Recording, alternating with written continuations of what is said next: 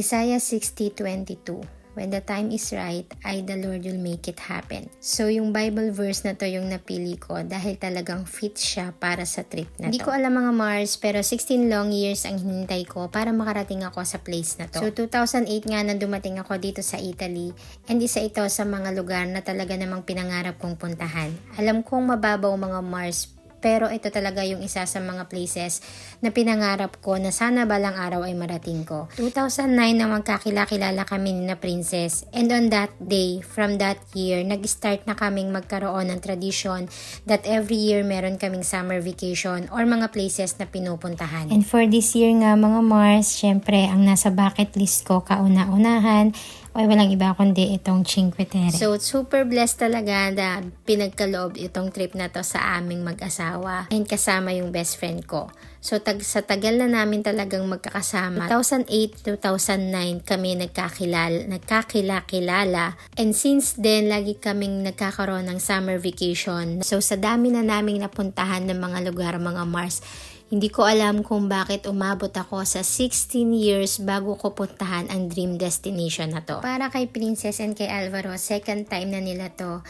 And talagang thankful ako. Kahit napuntahan na nila to, pinuntahan ulit nila, nakasama kami dahil alam nila na talagang dream destination ko ang Cinque Terre. So, 4 lang kami sa trip na to. So, wala ang mga kids, kami lang muna. And then, this is a 3 days and 2 nights na trip sa Cinque Terre.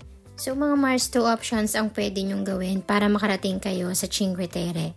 Pwede kayong sumakay ng train or pwede rin kayong mag-bus. So kami, mas kinuha namin yung biyahe ng bus, which is the 6 hours long drive. Ito yung tinatawag na Flixbus mga Mars. And then from Rome, 6 hours, pagdating namin, ang bababaan namin is sa La Spezia. And pagdating namin ng La Spezia, doon na kami kukuha ng train papunta sa Rio Maggiore. Dahil sa Rio Maggiore kami kumuha ng aming hotel.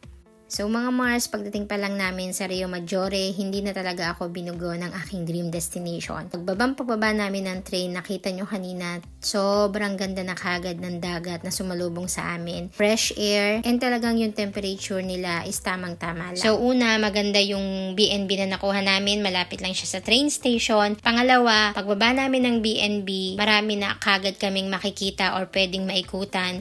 And then pangatlo is talagang maganda siyang place. Maganda yung ambience niya, kahit maliit siya, malinis naman siya, and kompleto siya sa gamit. So, hindi ako nag-expect ng kahit na ano para sa trip na to mga Mars, dahil gusto ko na just go with the flow lang para sa bakasyon na to. So, wala kaming plans or itinerary para sa 3 days trip na to, basta kung ano yung pwede naming mapuntahan, kung saan kami pwedeng kumain, at kung ano pwede naming marating. Yun yung gagawin namin para sa trip na to. Pagdating pa lang namin dito sa Rio Maggiore, talagang na-amaze na ako sa nakita ko. So hopefully for the next days na paggala namin, mas maganda pa yung mga pupuntahan namin and mas ma-enjoy pa namin yung trip na to for this summer vacation.